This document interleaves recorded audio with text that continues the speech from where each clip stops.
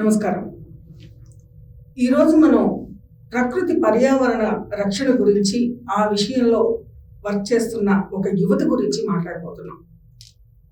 తను ఒక అంతర్జాతీయ స్థాయిలో ఒక క్రీడాకారిణిగా ఎన్నో విజయాలు సాధించిన తన దృష్టి ఒక్కసారిగా పర్యావరణానికి సంబంధించిన గ్లోబల్ వార్మింగ్ అనేది తర్వాతి తరానికి ఏ రకంగా ఎఫెక్ట్ చూపించబోతోంది, దానికి సంబంధించిన నియంత్రణలు ఎలా ఉండాలి అని తన వంతుగా ఒక చర్యను చేపట్టింది. అదే ఇకోవర్స్ అనే ఒక కంపెనీని స్థాపించి కొన్ని ప్రొడక్ట్స్ని ఉత్పత్తి చేస్తోంది. తన పేరే లక్ష్మీ శృతి శెట్టిపల్లి. ఇప్పుడు లక్ష్మీ శృతి శెట్టిపల్లి మనతో ఉన్నారు. హాయ్ అమ్మా. హాయ్ అండి, నమస్కారం. స్క్వాష్ అనే క్రీడ యాక్చువల్గా ఒక సామాన్యుడికి అర్థం కాదు. స్క్వాష్ అనేది ఎంత కష్టం అనేది దాన్ని రీసెర్చ్ చేసిన వాళ్ళకి, దాని గురించి తెలిసిన వాళ్ళకే తెలుస్తుంది. అంత కష్టమైన క్రీడను ఎంచుకోవడంలో అసలు మీ ఆసక్తి ఏంటి? నాకేంటంటే లైఫ్లో ఎప్పుడైనా కొత్తది ట్రై చేయాలని నా డిజైర్ లైఫ్లో ఎప్పుడైనా. సో స్క్వాష్ అనేది మీరు అన్నట్టు నిజంగా అందరికీ తెలియదండి. మా ఇంట్లోనే చాలా మందికి నేను టేకప్ చేసినప్పుడు వాళ్ళు కూడా అడిగారు, ఎందుకు టేకప్ చేసేది, అసలు స్పోర్టేనా అని అడిగారు. But in lot of things లైఫ్లో మనకి కాలింగ్ లాగా వస్తాయని నా అభిప్రాయం. సో స్క్వాష్ కూడా అలాగే నేను ఒకసారి మా చెన్నైలో క్లబ్లో ఆడుతూ ఉంటే ఒకసారి చూసాను దూరం నుంచి. ఏంటి భలే లైట్గా ఒక చిన్న రూమ్లో పెట్టేశారు అందరినీ, 4 మనుషులు ఆడుకుంటున్నారు ఒక రూమ్లో. నేను ఇది స్పోర్టా ఏంటా అని వెళ్ళి అక్కడ అడిగాను, ఏంటంటే ఇదంటే చాలా ఫాస్ట్ స్పోర్ట్ అమ్మా, స్క్వాష్ అంటారు దీన్ని. సో నేను చాలా చిన్న పిల్లని, సో అలాగే చూస్తా నుంచునిపోయాను. సో అది నాకు 2 నిమిషాలు చూసిన తర్వాత నేను ఆడాలని ఒక లోపల నుంచి ఒక ఫీలింగ్ వచ్చిందండి. అదేమి ప్రత్యేకంగా దాని గురించి తెలీదు, అది స్పోర్ట్ అని తెలీదు, ఎలా ఆడతారు అని కూడా తెలీదు. సో అలా వచ్చింది. అండ్ దాని తర్వాత నేను నా పర్సనాలిటీ కూడా చాలా ఇండివిజువలిస్టిక్, ఫాస్ట్గా స్పోర్ట్స్ అంటే ఇష్టం, థాట్ ప్రాసెస్ కూడా చాలా ఫాస్ట్. సో నాకు చాలా కరెక్ట్గా ఫిట్ అయిందని నేను అలా టేకప్ చేశాను అని అనుకుంటున్నాను. అంటే స్క్వాష్ అనేది ఒక ఛాలెంజింగ్ స్పోర్ట్ లాగా ఉంటుంది. టెన్నిస్ అనేది నెట్ ఉంటుంది మధ్యలో, బిట్వీన్ 2 people, వాళ్ళు 2 or 4 వాళ్ళు బ్యాట్ చేస్తూ ఉంటారు. కానీ స్క్వాష్లో వచ్చేసి ఆ మెథడే వేరు కదా. వాల్స్కి హిట్ చేసిన బాల్ని హిట్ చేయడంలో ఒక ఫోకస్, ఒక స్ట్రెంగ్త్ చాలా కావాలి. సో ఆ ఛాలెంజింగ్ గేమ్ని ఎంచుకోవడంలో అసలు మీకు ఎదురైన ఛాలెంజెస్ ఏంటంటే, ఫర్దర్గా మీరు వెళ్తున్నప్పుడు ఆ గేమ్లకు వెళ్తున్నప్పుడు మీకు ఎలాంటి ఛాలెంజెస్ ఎదురైనాయి? ఈ ఫాస్ట్ స్పోర్ట్ టేకప్ చేసే వలన చాలా ఛాలెంజెస్ ఉంటాయండి. స్పోర్ట్సే ఒక ఛాలెంజ్ అండి లైఫ్లో. అది దాంట్లో సక్సెస్ అవ్వాలంటే అది ఇంకో చాలా హార్డ్ వర్క్, ఛాలెంజెస్, చాలా డెడికేషన్ కావాలి. ఏ స్పోర్ట్ అయినా, నాట్ జస్ట్ స్క్వాష్ అని. బట్ ఈ ఫాస్ట్ స్పోర్ట్ ఉండడం వలన మనకి మైండ్ ఫోకస్ చాలా డీప్గా చేయాలండి. అది ఒక్క సెకండ్ కూడా మన మిస్ అవ్వలేం. సో నాకేంటంటే స్క్వాష్ నాకు మెడిటేషన్ లాగా. 4 గోడల లోపలికి వెళ్ళిపోయే గానే నాకు ఇంకా ఏ ప్రపంచం తెలీదు, నా ఫ్యామిలీ ఎవరో నాకు తెలీదు, బయట ఎవరున్నారో నాకు తెలీదు. సో టెన్నిస్ అనేదేమో గ్లామరస్గా స్పోర్ట్ అని, ఇది ఇంత కష్టమైంది.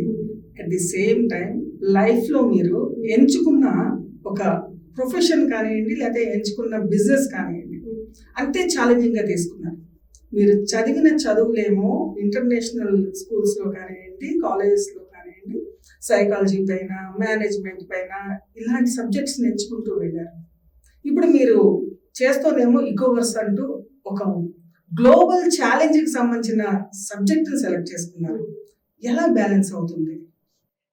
ఛాలెంజ్ అనేదని నేను అనుకోవట్లేదండి. ఇది అంత పర్స్పెక్టివ్ గురించి. ఇప్పుడు మీకు అందరికీ ఇది ఒక ఛాలెంజింగ్ టాపిక్ లాగా అనిపించవచ్చు. సేమ్ స్క్వాష్ కూడా చాలా మందికి ఫాస్ట్గా ఉంది, ఛాలెంజింగ్గా ఉంది. మా ఫ్యామిలీలో చిన్న పిల్ల ఎలా ఆడుతుంది, అది అసలు సేఫ్ స్పోర్ట్ అయినా, ఎందుకంటే పక్కన ఆడాలి ఆ స్పోర్ట్ని. అండ్ చాలా మందికి తెలియదు ఎంత ఫాస్ట్ స్పోర్ట్ అని. అది మొత్తం వరల్డ్లోనే 2nd ఫాస్టెస్ట్ స్పోర్ట్. సో చాలా కేర్ఫుల్గా ఆడాలి, అది చాలా టెక్నిక్తో. సో నాకు అది నేను ఇప్పుడు చేసే బిజినెస్, నేను చేసే ఎడ్యుకేషన్ నాకు ఎప్పుడు ఛాలెంజింగ్గా అనిపించలేదండి. నేను అది ప్రేమతో అందరికీ హెల్ప్ అవుతుందని ఈ కంపెనీని సెటప్ చేశాను. సో ఆ థాట్తో వెళ్ళేటప్పుడు నాకు ఛాలెంజెస్ అనేవి ఒక ఇంట్రెస్టింగ్ ఓవర్కమ్ చేయాలని నాకు అనిపిస్తుంది. అంటే ఇకోవర్స్ అనేది అసలు ఏంటన్నమాట, కాన్సెప్ట్ ఏంటి అసలు? నాకు మనుషులకి ఉండే కనెక్షన్ ఈ ఇకోవర్స్ అని నాకు అనిపిస్తుంది. ఎన్వైర్న్మెంట్లో నుంచే మనం ఉన్నాం, మనం నుంచే ఎన్వైర్న్మెంట్, ఆ రెండు హ్యాండ్ ఇన్ హ్యాండ్ వెళ్తాయండి.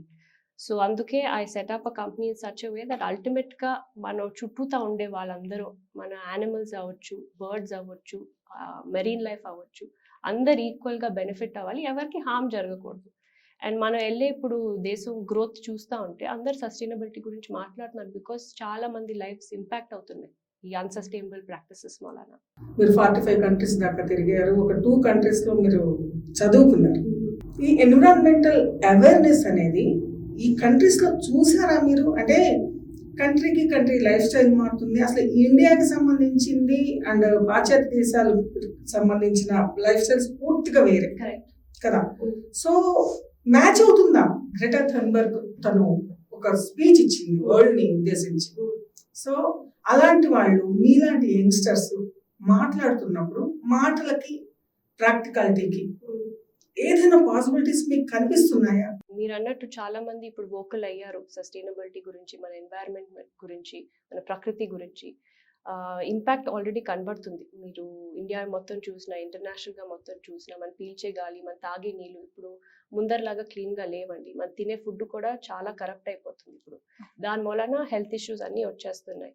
సో ఇదంతా మన థాట్లో పెట్టుకుంటే ఎస్, గ్లోబల్గా మనం ఇప్పుడు ఆలోచిస్తే ఈచ్ కంట్రీ డిఫరెంట్గా ఆపరేట్ అవుతుంది. బట్ ఇండియా లాంటి కంట్రీ నాకు అనిపిస్తుంది యాక్చువల్గా చాలా ఈజీ సస్టైనబిలిటీ తేవడం. ఎందుకంటే మన యాక్చువల్గా చాలా సస్టైనబుల్ కమ్యూనిటీయే, మన హెరిటేజ్, మన హిస్టరీ చూస్తూ ఉంటే.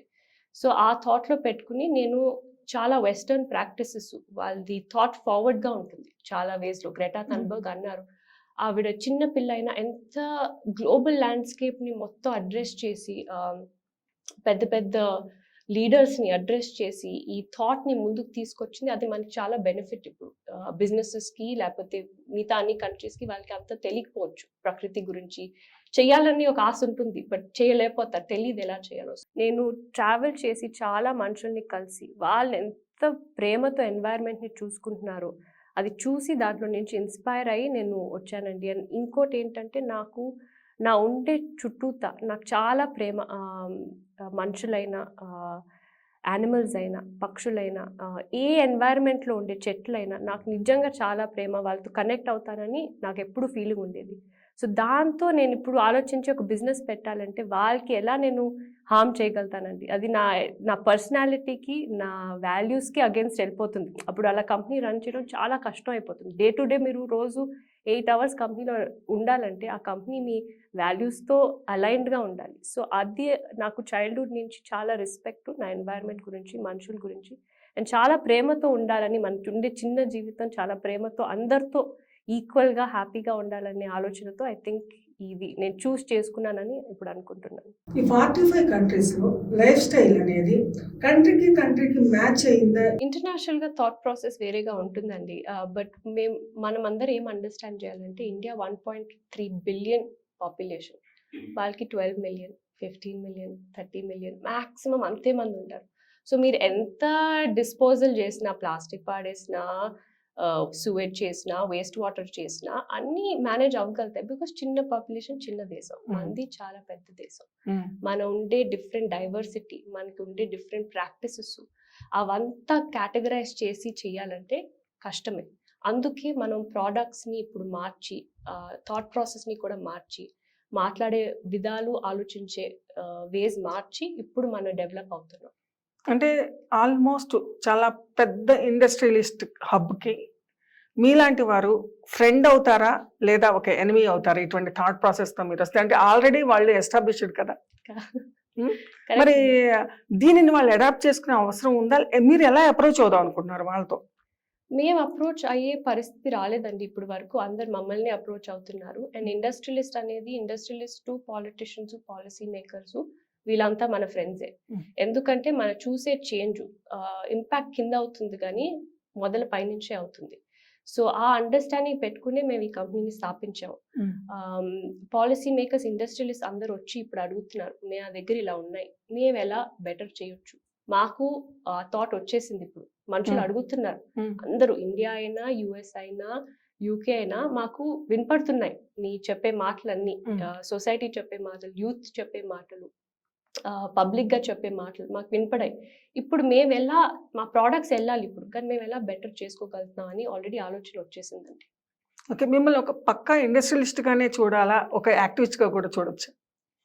ఆ రెండు ఇప్పుడు ఆ టైం వచ్చేసింది, ఆ రెండు హ్యాండ్ ఇన్ హ్యాండ్ వెళ్ళగలుగుతాయి. మీ ఫ్యామిలీ బ్యాక్గ్రౌండ్లో ఒక రకంగా ఎన్విరాన్మెంటల్ దీనికి డిస్ట్రాయ్కి ఎక్కువగా స్కోప్ ఉన్న బిజినెస్ నే మీ ఫ్యామిలీ అడాప్ట్ చేసుకున్నారు, మైనింగ్ బిజినెస్.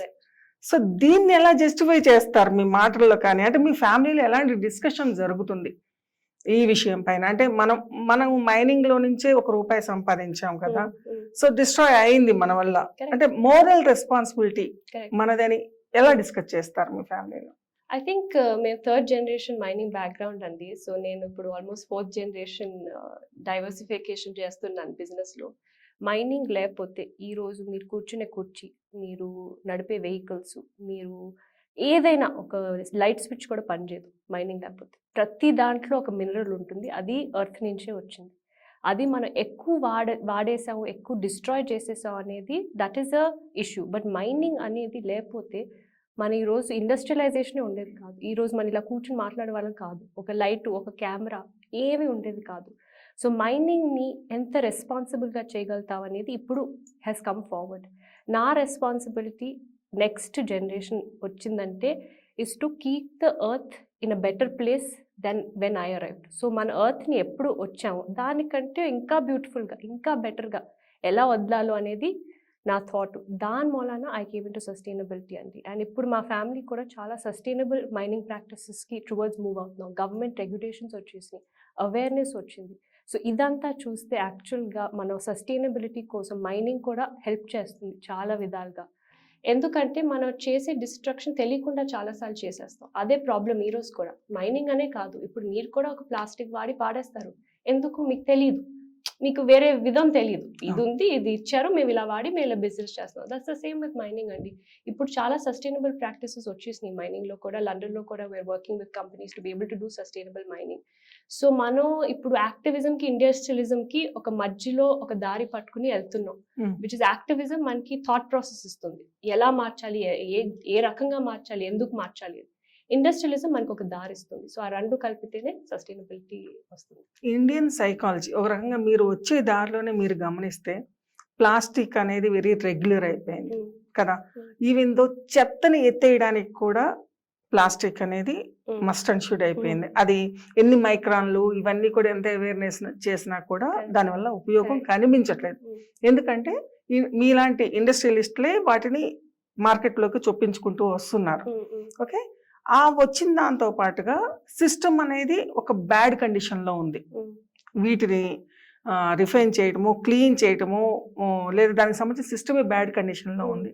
ఎలా కోఆర్డినేట్ అవుతుంది? మీరు ఒక మంచి థాట్తో ఎకో ఫ్రెండ్లీ అనే ఒక యాంగిల్లో మీరు ప్రొడక్ట్స్ని బయటికి తీసుకొద్దామని అనుకుంటున్నప్పుడు అది ఒక కేటగిరీ పీపుల్ వరకు మాత్రమే అవుతుంది. ఎందుకంటే అమ్మా ఇప్పుడు కార్పొరేట్ కంపెనీస్ కానీ లేకపోతే ఈ మాల్స్ కానీ వీటన్నిటిలో పేపర్ కానివ్వండి, క్లాత్ బ్యాగ్స్ కానీ అంతవరకు ఇవ్వగలుగుతున్నారు. మన టార్గెట్ ఎక్కడి వరకు? పూర్తి చేంజ్ తేవాలి అంటే ఎక్కడి వరకు మీ టార్గెట్? కామన్ మ్యానా, కార్పొరేటా? మా టార్గెట్ కామన్ మ్యానే అండి. మొదలు థాట్ అంతా కామన్ మ్యాన్ కోసమే అయింది. సో వేరే వాళ్ళకి ఇవ్వాలంటే కూడా మా బిజినెస్ రన్ అవ్వదు, మా థాట్ ప్రాసెస్ కూడా వెళ్ళదు. We have to be true to మనం ఎందుకు మొదలు పెట్టామో అది ఎప్పుడు గుర్తు పెట్టుకోవాలి. మనం కామన్ మ్యాన్కి వెళ్ళాలంటే మన కార్పొరేట్ త్రూవే వెళ్ళాలి. బికాజ్ ఇప్పుడు మీరు వేసుకున్న బట్టలు, వాడే పదార్థాలు, తినే ఫుడ్ అంతా కార్పొరేట్స్ నుంచే వస్తున్నాయి. ఇప్పుడు వాళ్ళ కొలాబరేషన్తోనే మనం ఇవన్నీ కామన్ మ్యాన్ ఇంపాక్ట్ చేయగలుగుతాం. లేకపోతే మన రౌట్ ఏమైపోతుందంటే నేను ప్రతి ఇంటికి వెళ్ళి ఈ ప్రోడక్ట్ వాడండి, నేను తెలంగాణలో, ఆంధ్రాలో, నార్త్లో, ఢిల్లీలో, యూకేలో, ఇప్పుడు నేను ఎన్ని దేశాలు తిరగలుగుతానని మీరే చెప్పాలి. 45 ముందు తిరిగేసాం, ఇప్పుడు మళ్ళీ కుదరదు ఈ ప్రోడక్ట్లన్నీ తీసుకుని. So corporates through, politicians through, లా మేకర్స్ త్రూ, ఎందుకంటే వాళ్ళు ఆల్రెడీ పొజిషన్స్ ఆఫ్ పవర్లో ఉన్నారు. సో ఆ త్రూ వెళ్తేనే మనకి ఇప్పుడు కామన్ మ్యాన్కి రీచ్ అయ్యగలిగితే కొంచెమైనా పాసిబిలిటీ ఉంటుంది. నిజమేమ్మా, యంగ్ బ్లడ్, యంగ్ థాట్ చాలా అగ్రెసివ్గా ఉంటుంది. బట్ ప్రాక్టికల్లీ ఇది ఒక మాఫియా. మీకు ఆ కార్పొరేట్స్ అందరూ కూడా మాఫియా. దాంట్లో లాభాలు ఒక మైక్రాన్ తగ్గించినా కూడా వాళ్ళ ఖర్చు పెరుగుతుంది. కరెక్ట్. కదమ్మా. లాభమే కావాలి కానీ సొసైటీ కన్సర్న్ అనేది ఉన్న వాళ్ళు చాలా తక్కువ మంది కదా. సో వీళ్ళందరినీ కోఆర్డినేట్ చేయడానికి ఒక ఒక యువ రక్తం అనేది తాపత్రయపడడం చాలా ముచ్చటగా ఉంది, బాగుంది. బట్ ప్రాక్టికల్లీ మీకు ఇంతవరకు ఎటువంటి ఛాలెంజెస్ కానీ డిస్కరేజెస్ కానీ ఎదురవ్వలేదా ఈ విషయంలో? సర్ప్రైజింగ్లీ లేదండి, నేను నిజంగా చెప్తున్నాను. బికాజ్ మన చేసే ఇంటెంట్ తో బట్టి మనుషులు రెస్పాండ్ అవుతారని నా అభిప్రాయం. ఎంత టైం పీరియడ్ పెట్టుకున్నారు దీనికి మీరు? టైం పీరియడ్ అని ప్రత్యేకంగా ఒక ఐడియాలజికల్ ఇది ఉంటుంది కదా, ఈ టైం వరకు మనం ఫలానా లక్ష్యాన్ని చేరగలుగుతాం కదా. ఒక 12 ఏళ్ల వయసులో మొదలు పెట్టేసి 20 ఏళ్ళు వచ్చేసరికి ఇంటర్నేషనల్ లెవెల్ కి వెళ్ళిపోయిన స్క్వాష్ ప్లేయర్ మీరు, అవునా? అదే అండి. సో నేను స్క్వాష్ లో కూడా ఏం టైం లైన్ పెట్టుకోలేదు. నేను చెప్పాను, నేను చాలా లేట్ గా చేరానండి స్క్వాష్ లో. చాలా మంది అమ్మాయిలు అబ్బాయిలు అందరు ఇంకా నేషనల్ ఇంటర్నేషనల్ లెవెల్స్కి వెళ్ళిన తర్వాత నేను వెళ్ళి నుంచున్నాను. నేనన్నా నాకు ఈ స్పోర్ట్ ఆడాలని ఉంది, మీరు పర్మిషన్ ఇస్తారా? నో అని చెప్పేసి నా మొహం మీద తలుపులు మూసేశారు ఇండియన్ స్క్వాష్ అకాడమీ అప్పుడు. సో అది టైం లైన్ అనే థాట్ ప్రాసెస్ లో నేను ఎల్లుంటే ఈ రోజు నేను ఇలా కూర్చుని మాట్లాడేదాన్ని కాదు. మూసిన తలుపులు ఎలా తీయించారు అప్పుడు? తలుపులు నేను నా మైండ్ సెట్ తో, నా ఫోకస్ తో, నా ప్యూర్ ఇంటెంట్ తో నాకు ఇది చెయ్యాలని ఉంది. ఎవరి కోసం కాదు, లాభాల కోసం కాదు, మా ఫ్యామిలీ కోసం కాదు, నా కోసం కాదు. నాకు ఇది ప్యూర్ గా ఒక స్పోర్ట్ చేయాలని ఉంది. అండ్ ఉమెన్ టేకప్ చేయాలండి స్పోర్ట్స్ అనేది. బ్యాక్ ఇన్ ద డే, ఇప్పుడు మేము ఆల్మోస్ట్ 15-20 years అయిపోయింది నేను స్టార్ట్ చేసేటప్పుడు. అది చాలా మంది ఉమెన్ టేకప్ చేసేవారు కాదు స్క్వాష్ ని. సో నాకు ఆ థాట్ ఉండేది, ఉమెన్ టేకప్ చేయాలి, మనకి క్రియేట్ చేయాలి సేఫ్ ఎన్వైరన్మెంట్. అలాంటి అమ్మాయిలు ఇంత మంచి ఫ్యామిలీ నుంచి వచ్చి, సపోర్ట్ సిస్టమ్ నుంచి వచ్చి చేయకపోతే ఇంకెవరు చేస్తారు? అంటే ఒలింపిక్ కూడా ఎలా చేయలేదు కదా, చాలా రీసెంట్ డేస్ వరకు కూడా ఎలా చేయలేదు కదా స్పోర్ట్ ని. సో ఇప్పుడే 2028 ఒలింపిక్స్ లాస్ ఏంజలస్ లో పర్మిట్ అయింది. సో అలాంటి స్పోర్ట్ అండి ఇది, ఎవరు టేకప్ చేయలేదు. బికాస్ అంత కష్టం, ఉమెన్ కి ఇంకా కష్టం, బికాస్ అంత ఫాస్ట్ గా వెళ్తుంది. సో అవన్నీ ఓవర్కమ్ చేయాలంటే మనకు ఒక ఫోకస్, మనకు ఒక రైట్ ఇంటెంట్, మనకి పైనుంచి ఒక గైడెన్స్ కావాలండి కదా. సేమ్ అదే సిచ్యువేషన్ ఇప్పుడు ఎన్విరాన్మెంటల్ సిచ్యువేషన్ సేమ్ కరెక్ట్ కదమ్మా. అంతే పంతం అదే ఉండటంతో పాటు అక్కడ మీరు ఒక ప్లేయర్ కాబట్టి సింగిల్ దీంట్లో మీకు సంబంధించిన ఎబిలిటీస్ ని, ఆ స్ట్రెంగ్త్ ని చూపించడం వల్ల ఆ ఫోకస్ అనేది మీకు రిజల్ట్స్ ఇచ్చింది. ఇక్కడ మల్టీనేషనల్ కంపెనీస్ తో మీరు తలపడాలి. ఇంటర్నేషనల్ లెవెల్లో మీరు జాతీయ స్థాయి నుంచి ఇంటర్నేషనల్ ప్లేయర్ గా ఎదిగారు, బాగుంది. కానీ మీరు at a time international companies తో కూడా మీరు చేయాలి. దీనిపైన ఏదైనా స్టడీ కానీ రీసెర్చ్ కానీ మీరు చేశారా? ఇలా వెళ్తే ఇలా వెళ్ళగలం, రూట్ మ్యాప్ అనేది చేసుకుంటాం కదా మనం, అదేమన్నా చేశారా? రూట్ మ్యాప్ అనేది ఏం అవసరం లేదండి. ఏంటంటే మన లైఫే, మన లెర్నింగ్స్, మన పాస్టే ఒక రూట్ మ్యాప్ లాగా క్రియేట్ అవుతాయి. సో మీరు అన్నట్టు మన స్క్వాష్లో ఉండే సేమ్ సమ్వాట్ సిమిలర్ ఇప్పుడు ఎన్వైరన్మెంట్లో టాపిక్లో వచ్చింది. సో ఆ జర్నీ నాకు అలవాటే, నేను ఆల్రెడీ ఇవన్నీ చూసే వచ్చాను. నేను చాలా ఇండస్ట్రియల్ జాయింట్స్ని స్పోర్ట్స్ ఇండస్ట్రీలో ఇంటర్నేషనల్గా కంపీట్ చేసేటప్పుడు ఇంకా చిన్నపిల్లదాన్ని. సో ఇప్పుడు మీరు మాట్లాడుతున్న పాప కొంచెం పెరిగింది, ఎడ్యుకేషన్లో కానీ, మైండ్ సెట్లో కానీ, గ్రోత్లో కానీ. ప్రతిరోజు మనం చేంజ్ అవుతూ ఉంటాం, ప్రతిరోజు మనం పెరుగుతూ ఉంటాం మైండ్ సెట్లో. సో ఇప్పుడు నాకు యాక్చువల్గా ఇంకా ఎక్కువ స్ట్రెంగ్త్, ఎక్కువ కామ్నెస్, ఎక్కువ మెచ్యూరిటీ వచ్చింది హ్యాండిల్ చేయడానికి. అండ్ మేము హ్యాండిల్ చేసాం ఆల్రెడీ అండి. డైరెక్ట్గా గవర్నమెంట్స్తో మాట్లాడుతున్నాం. ఇండియన్ గవర్నమెంట్ అయినా అవ్వండి, యూకే గవర్నమెంట్, రిషి సునాక్ అయినా అవ్వండి, ప్రైమ్ మినిస్టర్స్తో ఆల్రెడీ మాటల్లో ఉన్నాం. అండ్ కార్పొరేట్స్ కూడా మా తరపునే వస్తాయి. రిషి సునాక్ ని కలిసారు కదా, ఎలా ఉండింది రెస్పాన్స్ ఆయన దగ్గర నుంచి? చాలా బాగుండిందండి. అలాంటి సపోర్ట్ ఉంటేనే కదా మేము ఈరోజు. ఏమన్నారు ఆయన? అంటే ఒక ఇండియన్ ఆరిజిన్ కదా ఆయన, సో ఎలా ఉండింది ఆయనకు సంబంధించిన సపోర్ట్? అంటే యూకేలో ఇంప్లిమెంట్ చేద్దాం అన్నారా ఇండస్ట్రీస్ కానీ ఏమన్నా? డెఫినెట్ గా అండి. సో మేము అదే ఆ సపోర్ట్ గురించి మాట్లాడుతున్నాను. ఆ ఎన్వైరన్మెంట్ వాళ్ళు క్రియేట్ చేశారు. ఒక ఉమెన్ ఆంటర్ప్రినర్ ఈరోజు వెళ్ళి డైరెక్ట్ గా ఒక ప్రైమ్ మినిస్టర్ తో మాట్లాడుకుంటే మీరు ఆలోచించండి ఎంత దూరం మనం ఆల్రెడీ వచ్చేసాం. మన బ్యాటిల్ చాలా దూరం విన్ అయిపోయాం అన్న మనుషులు కనిపిస్తా ఉంది, ఇంకా చాలా దూరం లేదండి, మనం చాలా దూరం ఆల్రెడీ వచ్చేసాం. మనం మాట్లాడగలుగుతున్నాం, నా వాయిస్ వినపడుతుంది, చాలా మంది రిసెప్టివ్ గా ఉన్నారు, పాజిటివ్ గా తీసుకుంటున్నారు. సరే మనం ప్రమోట్ చేయాలి ఇలాంటి, మన ఫ్యూచర్ కోసం, మన పిల్లల కోసం మన బాధ్యత లాగా రెస్పాన్సిబిలిటీగా తీసుకుని మన లీడర్స్ మూవ్ ఫార్వర్డ్ అవుతున్నారండి. సో చాలా పాజిటివ్ గా వెళ్తుందండి. వాషింగ్టన్ డీసీలో మీరు బ్యాచిలర్ డిగ్రీ హ్యూమన్ సైకాలజీ తీసుకున్నారు, అది ఏమన్నా ఉపయోగపడుతుంది అసలు? సైకాలజీని మీరు ఈ విషయంలో మీరు అబ్జర్వ్ చేస్తున్నప్పుడు ఆ డిగ్రీ ఏమైనా ఉపయోగపడుతుందా? ఆ తర్వాత మాస్టర్స్ లో మేనేజ్మెంట్ ఇది తీసుకున్నారు. ఈ రెండింటిని కోఆర్డినేట్ చేయడంలో ముందు సైకాలజీ విషయానికి వద్దాం. ఇండియాలో సైకాలజీ ఎలా ఉంది, అడాప్ట్ చేసుకునే విధానాలు వెస్ట్రన్ కంట్రీస్లో ఎలా ఉంది? వెస్టర్న్ కంట్రీస్లో సైకాలజీ కొంచెం డిఫరెంట్గానే ఉంటుందండి. అది నేను చాలా సంవత్సరాలు అక్కడ బతికాను కాబట్టి ఇప్పుడు నాకు మెల్లమెల్లగా అర్థం అవుతుంది. వాళ్ళు ఏంటంటే వాళ్ళకి చాలా ర్యాషనల్గా కనబడాలి అన్ని. మేము ఏ పాయింట్ ఏ చేస్తే పాయింట్ బి చేస్తే ఇది జరుగుతుంది. అలా మనం వాళ్ళకి కన్విన్స్ చేయగలిగితే ఇండస్ట్రియలిస్ట్ అయినా, లా మేకర్స్ అయినా, పాలసీ మేకర్స్ అయినా అక్కడ సక్సెస్ అవుతుంది.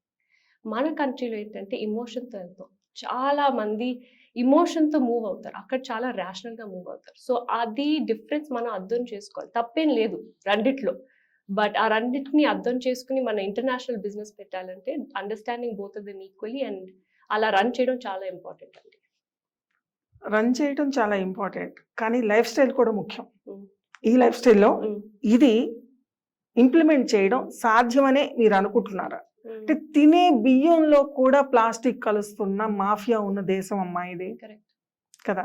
ఎలా దీన్ని మీరు సెపరేట్ చేయగలుగుతారు, సాగ్రిగేట్ చేయగలుగుతారు? నా థాట్ ఏంటంటే ఇలాంటి దేశంలో, మన లాంటి దేశంలో ఫస్ట్ ఆ తప్పనిసరి వర్డ్ రాకూడదు, ఆ పరిస్థితి రాకూడదు. ఎవరికైనా ఏ ఎకనామిక్ జోన్లో అయినా ఉన్నా అది రాకూడదు. కానీ దాన్ని చేయాల్సిన బాధ్యత అండ్ చేయగలిసిన స్ట్రెంగ్త్ మన దేశంలోనే ఉందండి. నేను అన్ని దేశాలని ట్రావెల్ చేసి వచ్చేసాను. సో నేను చెప్తే మీరు నమ్మాలి. ఇప్పుడు అన్ని చూసిన తర్వాత ఇండియా ఒక్కటే దేశం that can actually make sustainability reality.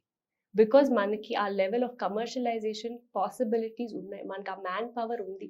మన ఇప్పుడు తగ్గే ఆ కాస్ట్ నేను యూకేలో తగ్గించలేకపోతున్నాను. ఎంత కష్టపడినా ఏం చేసినా ఇంపాసిబుల్ అండి. అక్కడ మ్యాన్ పవర్ లేదు, రీసోర్స్ లేదు, ల్యాండ్ లేదు, సపోర్ట్ లేదు, అండర్స్టాండ్ లేదు. ఇండియా యూకే కంటే ఫస్ట్ ప్లాస్టిక్ని బ్యాన్ చేసింది.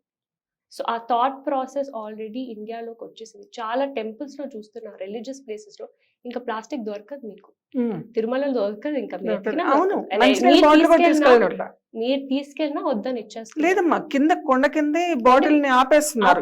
అవును. సో ఇప్పుడు మీరు చెప్పండి, ఇలాంటి దేశం ఎందుకు మూవ్ ఫార్వర్డ్ అవ్వదు సస్టైనబిలిటీ? ఆ దేశంలో ఎక్కడ ఆపట్లేదు. నేను ఎక్కడికి వెళ్ళినా మన శుభ్రంగా నా ప్లాస్టిక్ తీసుకుని నేను వెళ్ళగలుగుతాను. ఇలాంటి వాళ్ళు ఎంతమంది యూత్ ఇండియాలో ఉన్నారు అనుకుంటే, నాకు కొంతమంది ఉన్నారు, తెలిసిన వాళ్ళు ఉన్నారు, రాము దోసపాటి అని. సో ఇలాంటి వాళ్ళు కూడా మీతో కలిసి వస్తే వాళ్ళకి ఎంకరేజ్మెంట్ గా వాళ్ళకి ఏదన్నా మీరు సపోర్ట్ అందించే అవకాశం ఉందా?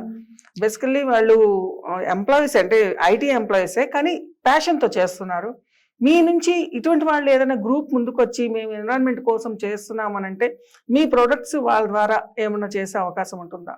డెఫినెట్గా అండి. నేను ఫస్ట్ థింగ్ ఒక మిత్ క్లియర్ చేసేస్తాను సస్టైనబిలిటీ గురించి. సస్టైనబిలిటీ అనేది ఒక ఇండస్ట్రీయే కాదు.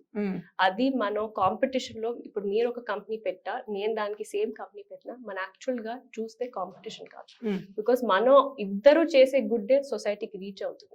సో సస్టైనబిలిటీలో ఎంత కొలాబరేషన్ గా పనిచేస్తే అంత సక్సెస్ దేశాలకు వెళ్తుంది. బికాస్ అది ఆల్రెడీ మనం చాలా అడ్డంకులు ఉన్నాయి. పెద్ద కార్పొరేట్స్ మీరు అన్నారు, పాలసీ మేకర్స్ అన్నారు, మీ మైండ్ లో వేరే ఏమైనా ఉంటే కూడా చెప్పండి. అవన్నీ ఉన్నాయండి అడ్డంకాలు.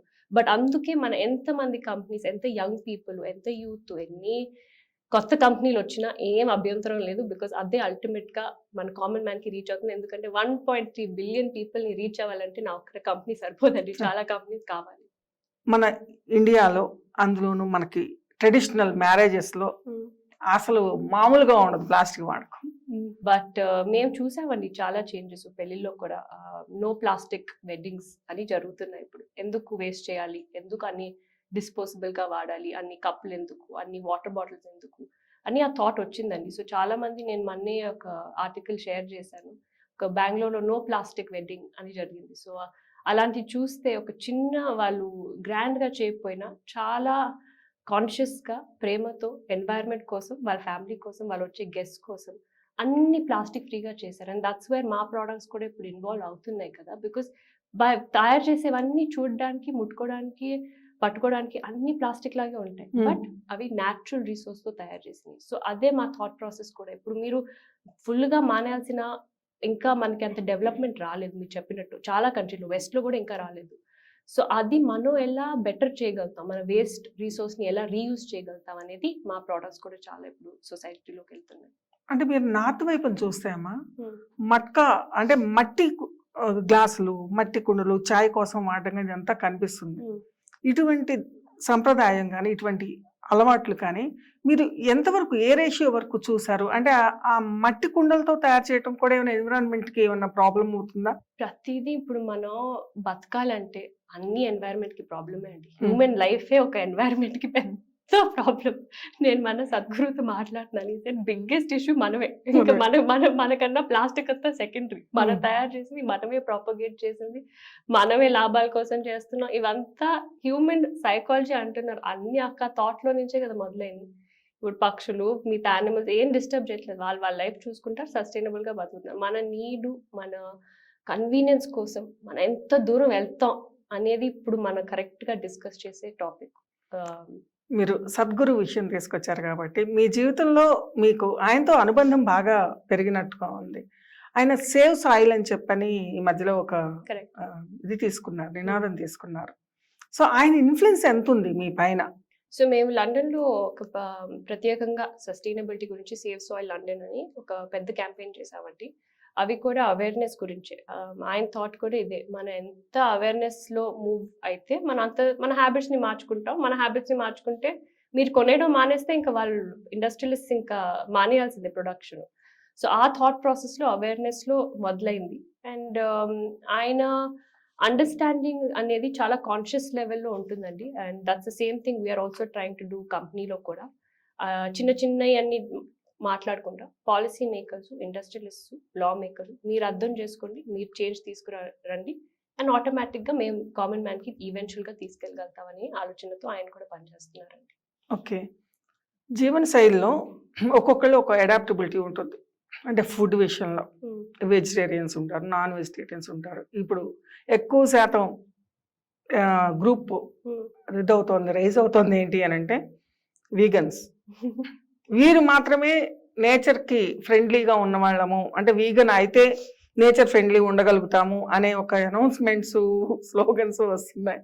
మరి ఏంటి పరిస్థితి? వీగన్ అనే ఫుడ్ హ్యాబిట్స్ ఇప్పుడు ఇట్స్ వెరీ కాంట్రవర్షియల్ టాపిక్ అండి మీరు నన్ను అడిగే క్వశ్చన్.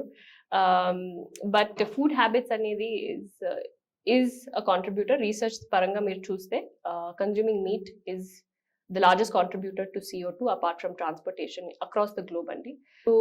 నాన్ వెజ్ తినే మనుషులు కాంట్రిబ్యూట్ చేసే CO2 పర్సెంటేజ్ వరల్డ్లో అన్నిటికన్నా హైయెస్ట్. సో ఉంది, దానికి రీసెర్చ్ బ్యాక్ చేస్తుంది దట్ మీరు నాన్ వెజ్ తింటా ఉంటే అది ఎన్వైరన్మెంట్కి మంచిది కాదని రీసెర్చ్ చూపిస్తుంది. Transportation is another big aspect అండి. బట్ ఈ ఫుడ్ ప్రాక్టీసెస్ ఐ ఫీల్ ఆటోమేటిక్గా కొంచెం చేంజ్ వస్తుంది. చాలా బ్యాలెన్స్డ్గా మూవ్ అవుతున్నారు మనుషులు బికాస్ ఆఫ్ హెల్త్ ఇష్యూస్ అండి. బికాస్ మీరు ఎంత కన్జంప్షన్ చేస్తున్నారు. ఇప్పుడు పాలల్లో మీరు చూస్తారు, నేను చిన్నప్పుడు బాగా పాలు తాగేదాన్ని. నేను మధ్యలో ట్రావెల్ చేసేటప్పుడు I use to use canned milk. చిన్నప్పుడు అంతా ఫ్రెష్గా పాలు వచ్చాయి. ఇప్పుడు మా యంగ్స్టర్స్లో ఇప్పుడు అంతా క్యాండీ వచ్చేసింది. సో ఆ కన్జ్యూమ్ చేసేసరికి నాకు ఇంటాలరెన్స్ వచ్చేసింది. అంటే నేను పాల్ని లేకపోతే మిల్క్ సాలిడ్స్ ఐటమ్స్ని అంత ఈజీగా కన్జ్యూమ్ చేయలేకపోతాను. ఇప్పుడు ఇండియా మొత్తం అది ఒక పెద్ద టాపిక్. అందుకే వాటిలో ఈ కలుషితం అవడం కానివ్వండి, అవన్నీ కూడా మెయిన్గా అదే మీ ఇండస్ట్రియలిస్టులు తీసుకొచ్చిన ప్రాబ్లం. మేము వేరే సైడ్ లో ఉంటామండి, మేము పాజిటివ్ ఇండస్ట్రియలిస్ట్ సైడ్ లో. అదే కేటగిరీ కదా, ఒక గుడ్ అండ్ బ్యాడ్ అనేది కాయిన్ కి రెండు వైపులా ఉంటాయి. We're on the other flip side అండి. సో ప్రాక్టీస్ మేము చేసే సిస్టమ్స్ అలా ఉండొచ్చు, బట్ మేము చేసే ఇంటెంట్, మేము చేసే వర్క్ అది కాదండి.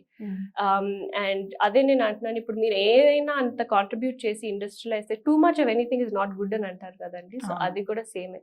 మనం అన్ని ఇండస్ట్రియలైజ్ చేసి నాకు ఇది కావాలి అది కావాలి. ఇప్పుడు ఆల్టర్నేటివ్ ఇండస్ట్రీ మూవ్ అవుతుంది. మిల్క్ లో మళ్ళీ ఆర్గానిక్ మిల్క్ ఉంది, A2 మిల్క్ ఉంది. మన కానీ కాస్ట్లీ కదా కామన్ మెన్ అన్నది కదమ్మా అది. అంటే ఏ కామన్ మెన్ ఉన్నాడో కామన్ మెన్ నుంచే కలెక్ట్ చేసి దాన్ని మళ్ళీ ఆర్గానిక్ అని చెప్పని హై కాస్ట్ కి మళ్ళీ కార్పొరేట్ కంపెనీస్ కి అమ్మడం వల్ల మీరు ఏదైతే లక్ష్యం అనుకుంటున్నారో, కామన్ మెన్ అని అనుకుంటున్నారో, అక్కడ మీ పర్పస్ ఫుల్ఫిల్ అవ్వదు కదా. కరెక్ట్ అండి, బట్ అట్ సమ్ పాయింట్ మనం కూడా ఒక రెస్పాన్సిబిలిటీగా దీనికి ఏమన్నా యాక్టివిటీస్ చేద్దామని అనుకుంటున్నా. నా గోల్ ఏంటంటే తక్కువ మాట్లాడాలి, పనులు ఎక్కువ చేయాలి. లైఫ్ లో ఏదైనా సాధించాలంటే. సాధించాలి. లేకపోతే ఇంకా మాట్లాడుతూ ఉంటే ఇంకా ఎండ్లెస్ ఇంటర్వ్యూస్ మీరు నేను చేయొచ్చు, అది పంపిస్తూ ఉండొచ్చు మనుషులకి. బట్ ద పాయింట్ ఇస్ మనం ఎక్కడ ఇంపాక్ట్ క్రియేట్ అవుతుందని నా థాట్ ప్రాసెస్. ఎప్పుడైనా మీరు చూస్తే నా అంటే మీకు సంబంధించిన స్టాల్స్ ని అంటే అవుట్లెట్స్ ని కామన్ మనకు అందుబాటులో ఉండేలాగా చేస్తారు, అంటే సప్లై చైన్ కైండ్ ఆఫ్ లో చేద్దాం అనేది మీ ఆలోచన. ఓకే, అంటే ఆ సప్లై చైన్ అనేది సిస్టము కార్పొరేట్ స్టైల్లో వెళ్ళింది అని అంటే కామన్ మెన్ అవుట్లెట్ అవ్వదు అది ఆటోమేటిక్ గా. అంటే ఏ టైప్ లో చేద్దామని అనుకుంటున్నారు మీరు అనేది కనుక ఇవ్వగలిగితే ఒక hope. I think we're doing రెండు విధాలుగా అండి. ఒకటి కార్పొరేట్స్ ని టార్గెట్ చేయడం, ఎందుకంటే వాళ్ళు రొటేషన్ చేసేస్తారు ఈ ప్రోడక్ట్ ని. సో అది కొంచెమైనా మనం మధ్యలో దూరి ఆపాలి, అది ఎక్కడైనా, అది ఒక థాట్ ప్రాసెస్ లో అయినా ఆపాలి కొంచెం. అండ్ సెకండ్ అండి, మనకి గవర్నమెంట్ సపోర్ట్ చాలా ఇంపార్టెంట్. ఏ దేశంలో అయినా తీసేసుకోండి, ఒక గవర్నమెంట్ లేకుండా మనం ఇండస్ట్రియలిస్ట్ అయినా కామన్ మ్యాన్ అయినా మన గవర్నమెంట్ తోనే మన రిలేషన్షిప్, మన ఫ్రెండ్షిప్ ఆ లీడర్స్ తోనే. సో మేము రెండు విధాలుగా వెళ్ళి అండర్స్టాండ్ చేసి గవర్నమెంట్స్ కూడా సపోర్ట్ తీసుకుని అండ్ ఇండస్ట్రియలిస్ట్ తో కూడా సపోర్ట్ తీసుకుని ఎలా మనం ఇంకా సస్టైనబుల్ కి లోయెస్ట్ పీపుల్కి వెళ్ళాలి. ఎలా వెళ్తుంది? గవర్నమెంట్ తో వెళ్తుంది, మనం వాళ్ళ సపోర్ట్ త్రూ వెళ్తుంది. వాళ్ళు ఉండే యావెన్యూస్ ఆల్రెడీ ఆ రోడ్ తెరుస్తుంది, మనకి ఇంకా నడవాల్సిన పర్మిషన్ ఒక్కటే కావాలి. సో ఆ అవెన్యూస్ త్రూగా వెళ్తే మనం ప్రతి స్టేట్లో, ప్రతి విలేజ్లో, ప్రతి చిన్న ప్లేస్లో వెళ్ళి ఆ ప్రోడక్ట్స్ని అందుబాటుగా చేసి వాళ్ళకి సస్టైనబుల్ ప్రాక్టీసెస్ గురించి నేర్పించాలండి. అండ్ ద సెకండ్ థింగ్, ఇవన్నీ కావాలంటే మీరు ఎడ్యుకేషన్ కొంచెం మార్చాలి. ఆ ఎడ్యుకేషన్ గవర్నమెంట్ త్రూ, లేకపోతే పబ్లిక్ స్కూల్, ప్రైవేట్ స్కూల్, అన్ని చోట్ల అది మారిస్తే ఆటోమేటిక్గా అవి చిన్న చిన్న ప్లేసెస్కి వెళ్ళి అది ఇంపాక్ట్ అవుతుందండి. బికాస్ చిన్న పిల్లలు ఒక ఏజ్ వచ్చిన తర్వాత, అండర్స్టాండింగ్ వచ్చిన తర్వాత వాళ్ళ ప్రాక్టీసెస్ని, హ్యాబిట్స్ని మార్చుకుంటే ఇంకా గవర్నమెంట్ పని చాలా చిన్నదైపోతుంది, మన మనుషులు చేసే పని చాలా పెద్దదైపోతుంది. లాస్ట్, అసలు మీ ప్రొడక్ట్ అనేది జనాలకి ఒక హెల్ప్ఫుల్ టూల్ అవ్వాలి అని అంటే ఈ సొసైటీ నుంచి ఏ కేటగిరీ పీపుల్ మీకు సపోర్ట్గా వస్తే బాగుంటుంది అనేది మీకు అనిపిస్తోంది? సపోర్ట్గా రావాలంటే అండి, ఫస్ట్ నేను ఒక డిస్క్రిప్టివ్గా ఇచ్చేస్తాను, యూత్ అండి. యూత్ వస్తే ఇంకా మనం ఎందుకంటే వాళ్ళకి ఎక్స్పీరియన్స్ తక్కువ ఉండొచ్చు కానీ ఎనర్జీ ఎక్కువ ఉంటుంది, ఇమోషన్ ఎక్కువ ఉంటుంది. అండ్ మన దేశానికి కావాల్సింది ప్రస్తుతానికి అదే. ఇమోషన్తోనే మనం మార్చగలుగుతాం, మన ట్రూ ఇంటెంట్ నీడ్తోనే ఎక్కడైనా ఒక చేంజ్ వస్తుంది. So youth, women, these are the biggest, కొంచెం పెద్ద కేటగిరీస్ అండి మన దేశంలో. మాట్లాడే వాయిస్ అయినా వాళ్ళు చాలా ఇంపాక్ట్ చేస్తారు. అండ్ ఆల్సో చాలా విధంగా మీరు చూస్తే సస్టైనబిలిటీకి బాధపడే వాళ్ళు కూడా యూతే అవుతారండి. ఇప్పుడు మా ఏజ్, మా తాతగారు ఉంటారు, వాళ్ళందరూ ఇప్పుడు they are in a different understanding. వాళ్ళకి సస్టైనబిలిటీ గురించి ప్రతీకంగా తెలియదు, అర్థమవుతుంది కాన్సెప్ట్. బట్ యూత్, బికాస్ వాళ్ళకి తెలుసు ఇప్పుడు మేము బతకాలి, ఈ నీళ్ళు మేము తాగాలి, మా పిల్లలు తాగాలి, వాళ్ళ పిల్లలు తాగాలి, మేము చూడాలి ఇదంతా. ఈ మెరైన్ లైఫ్ డిస్ట్రాయ్ అవ్వాలి, బీచెస్ అంత క్లీన్గా లేవు, లేకపోతే మేము ఎక్కే కొండలు ఇప్పుడు అంత ప్లాస్టిక్తో ఉన్నాయి. అవన్నీ మాకు అనిపిస్తుందండి. బికాస్ మేబీ మీరు ఉండేటప్పుడు ఒక 100 ఏళ్ళ క్రితం అన్ని నీట్గానే ఉన్నాయి, అంత ఇండస్ట్రియలిజం అవ్వలేదు. సో మాకుండే రెస్పాన్సిబిలిటీ, సో మేము మాట్లాడేటప్పుడు ఆ ఎమోషనే వేరే అండి. సో యూత్ ఎంతమంది వస్తే, మన చాలా, India is the highest youth sector మంది, అన్ని కంట్రీస్ కంటే మనకి ఎక్కువ యూత్ మన కంట్రీలోనే ఉన్నారు.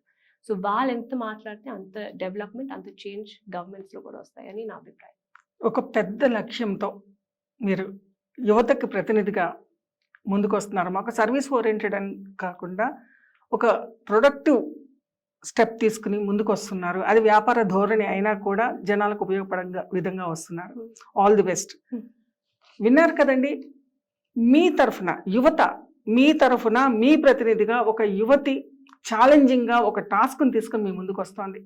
ఆవిడ కోరుతోంది మీ సహకారం, మీ ఆలోచన ధోరణిలో ఒక చిన్న మార్పు మాత్రమే. తను చేసే ప్రయత్నానికి ఒక చిన్న చేయూత మీరు ఇవ్వగలిగితే తను అనుకున్న లక్ష్యం ఒక సఫలీకృతం అవుతుంది. అలాగే ముందు తరాలకి ఒక భవిష్యత్ నిర్దేశనం అవుతుంది, ప్రకృతిని కాపాడిన వాళ్ళు అవుతారు. ఇది ఈనాటి కార్యక్రమం. నమస్తే.